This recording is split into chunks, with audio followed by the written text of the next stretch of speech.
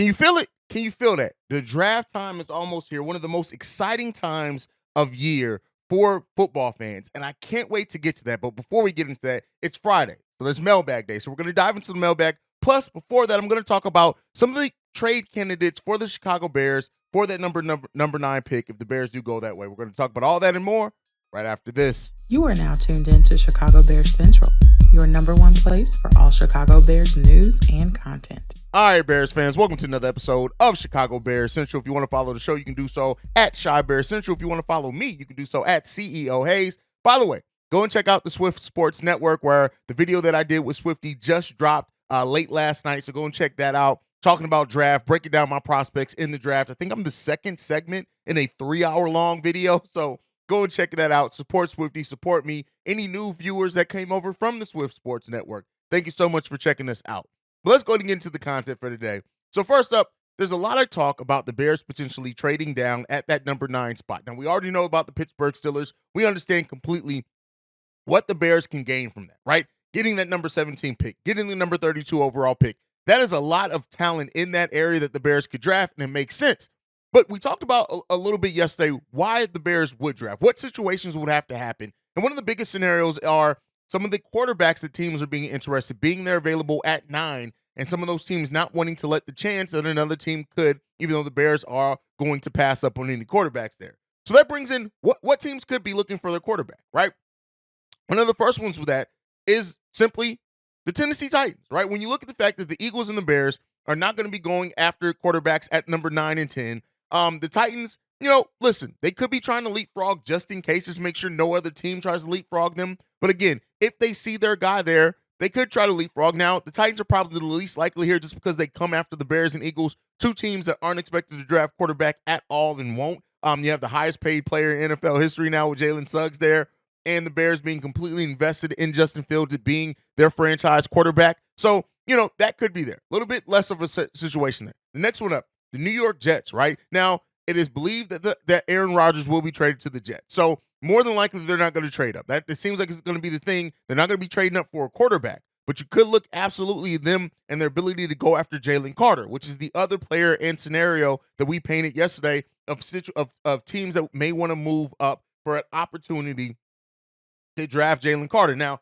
guys know, I'm of the mindset, Jalen Carter's there at number 9. You take Jalen Carter, you let everything else work itself out. But, for those that don't see that and the ones that, the Bears may see their linemen and not want to go with a potential headache, they could, make that trade with the Jets, who then could shore up a defensive line position. Next one up that I would say is the Washington Commanders, absolutely. When you look at, there's going to be some quarterbacks there late. But when you look at the Commanders and the fact that they may, again, much like the Titans, want to make sure that another team does not leapfrog them, they can move into the top to try to get that position for them. Now, that's if they're extremely high on one of those guys. Now, they are committed to Sam Howell, it seems like. But, again, things could change. New ownership groups down there. So you never know with that type of thing. But they are a team that could be on the candidate list to move up there. And then, as we already talked about, the Pittsburgh Steelers as well. They would be moving up for Jalen Carter if he's there as well. So those are kind of some of the teams. And just to go over what picks those teams have, which I didn't say, which is a shortcoming on my side. The Titans pick out at number 11. So their pick would be, they would be built around that. The New York Jets pick at number 13. So that would be how the Bears can take advantage of anything there. And then you look at the Commanders, who pick at number 16, who could be looking to move up. Again, they're one spot above the Pittsburgh Steelers. So, just some ideas and thoughts of teams that could look to move up. That's not to say that a team that's outside the box there could also be looking to move up for the Bears if they see their quarterback of the future is there at number 9, could be making that call to the Bears to try to go after a quarterback there. But, all right, enough of me talking. It's Friday, so that means this episode is built mainly around your voicemails. We'll get into this first voicemail today. This one's from Rail. What's up, Hayes? This is Rail. Really been enjoying the show, the things y'all guys do. But the previous show, I got to disagree with Bobby, man. He said he would trade Mooney and keep Claypool. I got to disagree. Mooney has had a 1,000-yard season before. Claypool ain't never came close to that.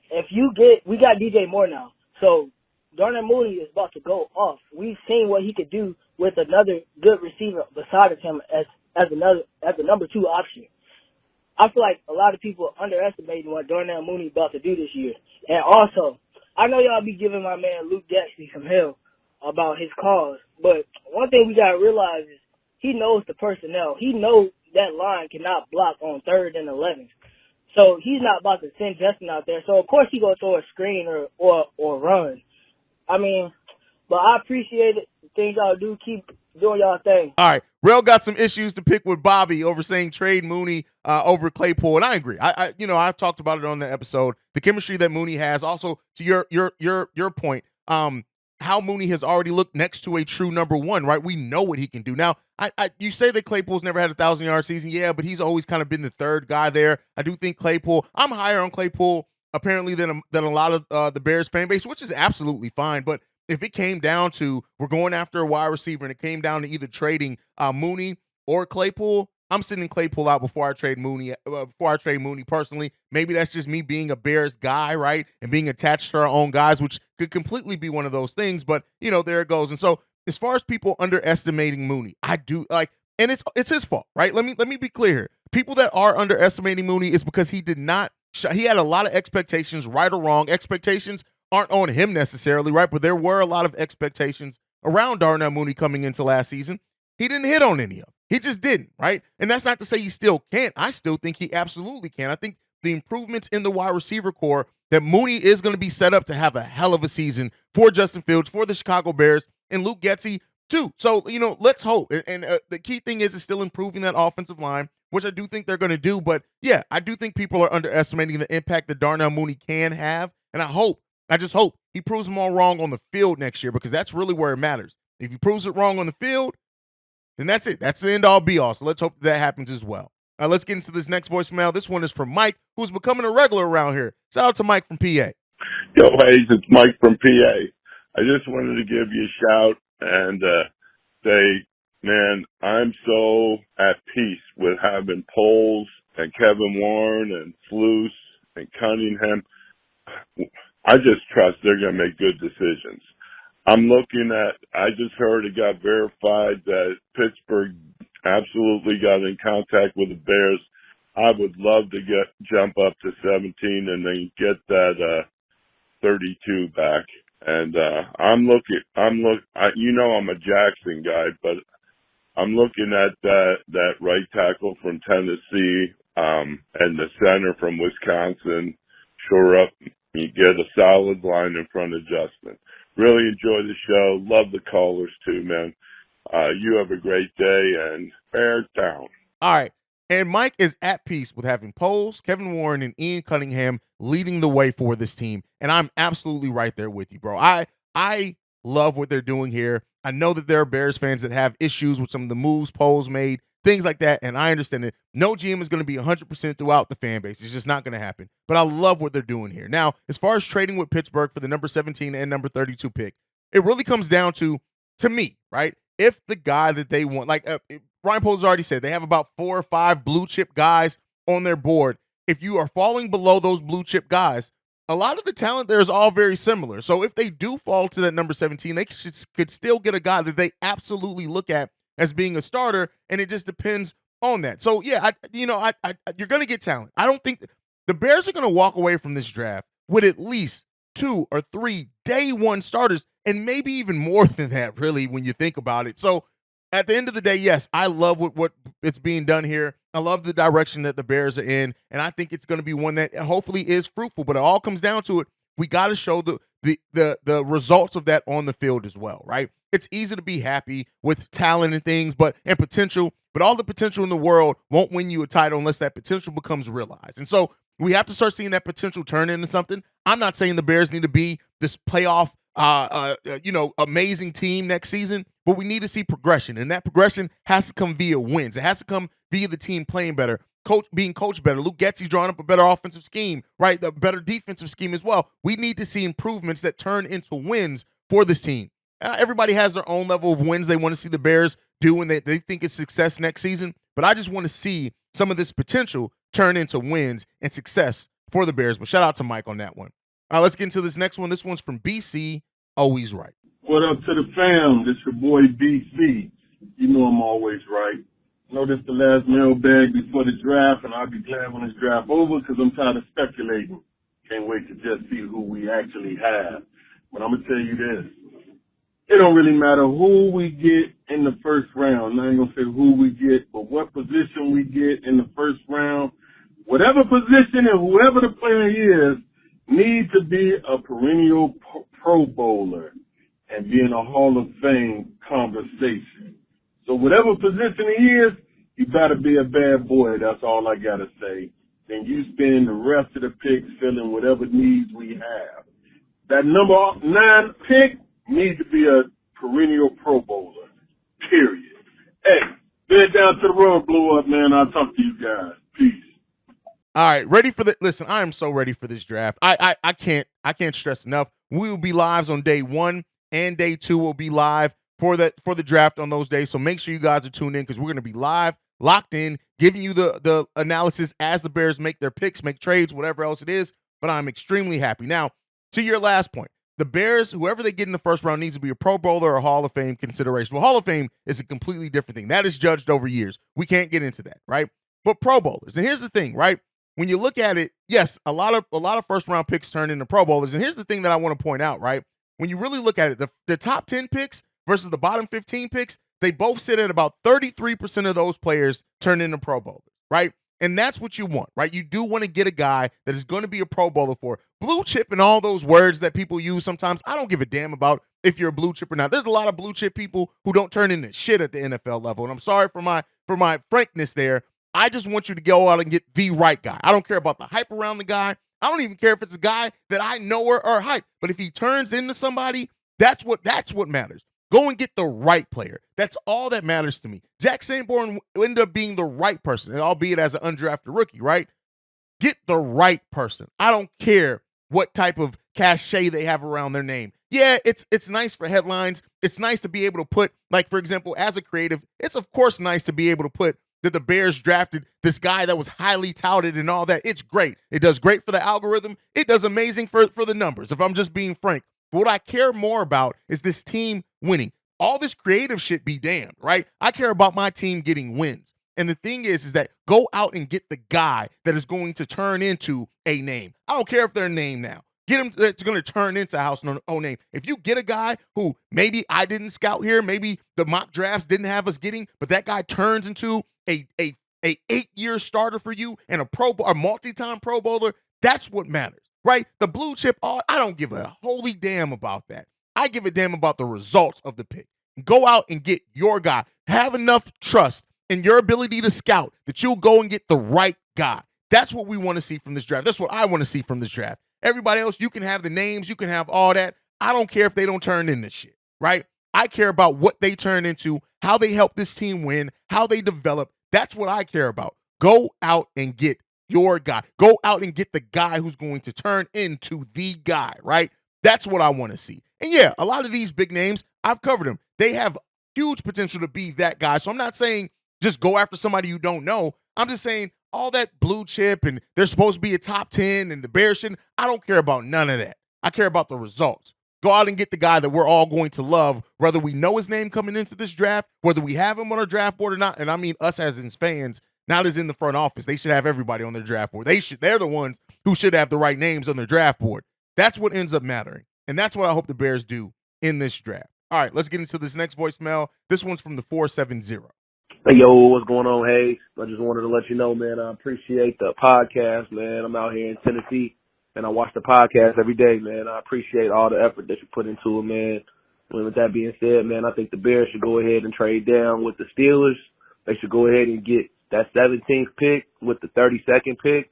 And I think with pick 17, the Bears need to go ahead and get Darnell Wright out of Tennessee to share up that right tackle position. I think Larry Bourne would be a great backup right tackle for a good depth piece. But, you know, I think that guy Darnell Wright, man, has potential to be an all-pro. I look like Luke Getsy when he was out there coaching for the Senior Bowl. You know, Darnell Wright was actually on his team, and I was looking and paying attention, and it looked like Luke Getsy kind of liked Darnell Wright. If you go back and pay attention to it, man, it looked like Getsy was a fan of Darnell Wright, man. So I think the Bears are going to get Darnell Wright at the right tackle position next week. If they trade back with the Steelers, that'd be great, because then at number 32, man, the Bears could either go D-line or they could go center. You know, the best center in the draft right now is that guy out of Minnesota. You know, if that guy falls to like 32, if the Bears get him at the center at 32 with Darnell Wright at right tackle, They just shored up the whole offensive line, man. Darnell Wright, right tackle, Tevin Jenkins, left guard, Davis, right guard. That guy out of Minnesota at the center position, a better upgrade for Mustafa. Then we looking at Braxton at left tackle. And I think that'd be the best bet, man. We don't even need to draft at 9. And if we do stay at number 9, man, we need to go ahead and get JSN, bro. I think if we get JSN this year, man, with that receiver core, if we're going to stay at 9, man, and Justin Fields has the potential to be the best quarterback in the NFC North this year. So, yeah, man, I can go on and on and keep talking, bro. But I think Darnell Wright and that center out of Minnesota, if we could get those two at number 17 and number 32, and we could spend our whole second round on just D-line. You know, they got that guy Foskey that looks like he might fall to the second round. If Foskey falls, that might be a good option. But, yeah, bear down. All right. Great point here. This is kind of what we talked about. This is what Bobby talked about. Drafting down with the Steelers to get Darnell Wright at number 17. And if Wright is the right pick, that's what you need to do, right? If they look at Darnell Wright and they say, hey, Paris Johnson, maybe he's off the board. Or maybe, listen, we have Darnell Wright. We think that with his potential, he can turn into just as good of an offensive tackle as Paris Johnson. Whatever that is, if you can get more assets by trading down and still get a guy that you firmly believe is going to be the guy for you, that's what you need to do. Much like I just said in the last voicemail, copy and paste everything there. I don't care if it's Darnell Wright. I tell you what, the fact that Darnell Wright is shooting up a lot of mocks may mean that, hey, maybe there's some smoke to that. But at the end of the day, it just comes down to doing the right thing, getting the most value, right? Getting the right players in here that are going to turn into something. That's what matters. And so if it comes out that that we do trade down and Darnell Wright is their target and they get him at number 17 and he turns into what we need on that offensive line, I don't think any Bears fan in retrospect is going to go back 5 years from now and be like, yeah, you know what? I really wish we would have drafted that Paris Johnson guy if Darnell Wright turns out. Yes, on day one, there may be some people like, man, the Bears should have did this to get Paris Johnson. You're probably going to get that. But once the lights are on, once the game starts, once the progression hits, and Darnell Wright, if he ends up turning into that guy, all Bears fans that have pessimism around it, they're going to shut up. They're going to rock with us. That's what they're going to do. So at the end of the day, Ryan Poles and this front office, they just need to make the decision that they firmly believe is the right decision to improve this team. All right, let's get into this last one. This one's from King Booker World. Hey, what's up, Hayes? This is Book, a.k.a. King Booker World, coming at you on this Friday morning. Shout out to you, Bobby, and C-Dub. You know, like I said before, y'all keep up the good work. I just want to make a comment and a question. I know what everybody keeps saying about Tevin Jenkins, about how, like, this regime don't really have, like, a lot of faith in him, or they don't see them keeping him. I beg to differ. I think that they feel that he is good enough and smart enough to move around the line and can adapt and adjust to any situation they put him in. And I think that's why he's going to be playing left guard, and they're going to have Nate Davis over at right guard. I think they have faith in Tevin, man, and I think that's why they feel in good spirits to move him around, because they feel that he can do it. Also, man, on a side note, watch out for what's my man Jatari Carter, because him and Brax both been working out with Olin, and from some of the videos, man, they both looking good, man. So I mean, the O-line, man, is gonna be better than what folks think. You know, we can always use more pieces for backup and depth. But, man, they on their way, man. I'm not saying that they for the win the Super Bowl or anything like that, man. But, you know, the Bears can shock some teams this year. But let's see what happens. You know, getting ready for the draft. And just want to wish you guys have a good weekend, man. Salute and bear down. And Book, here's what I'll say. I completely agree with you. I've seen it in the comments. Like, there was a guy a couple of weeks ago that was like, oh, well, I firmly believe Tevin Jenkins is going to be traded. And I'm just like, he was our best offensive lineman last season. And I do see them moving Tevin Jenkins around, not being a sign that they don't know what to do with it. I see that they're being a sign that he is so versatile for us that we feel it gives us flexibility in how else we build out this offensive line, because guess what? Tevin is the one that we can trust. Tevin is the one that we think that we believe is going to be able to perform regardless of where we put him at. So when we go out, if we get a guy who can only play a certain position, yeah, we're going to slide him in there, but we trust Tevin Jenkins' ability to do what we need him to do. I think, and even Ryan Poles, amongst the trade kind of rumors last season in training camp, I think what he said about Tevin, to me, was a vote of confidence. Yes, they wanted to see it work out. They wanted to see what it was going to turn into. But when you look at just his progression from training camp to the season, right? of him being out of the starting lineup, back in the starting lineup, right? Moving positions. I think that they do trust Tevin Jenkins, and I think Tevin Jenkins performed well. That's my personal opinion. Not what I'm saying everybody else should share, but that is my personal opinion, and I'm rocking with you on that one, Book. I think that they do believe in Tevin Jenkins, and I think Tevin Jenkins is going to be one of the anchors on this offensive line for years to come. But that's it. That's the voicemails for today. Make sure you guys follow the show at Shy Bear Central. You can send us any feedback, questions, comments, concerns, ChicagoBearCentral@gmail.com. And then lastly, if you want to leave a text message and or voicemail, the number to do so, 773-242-9336. Like I like to end every episode on, man, bear down. Love you guys. Peace, y'all. See you guys. Hey, we'll see you guys Sunday for a live stream. But on top of that, we'll see you guys live at the draft. So make sure you're tuned in for that. Peace, y'all. This has been a presentation of the Break Media.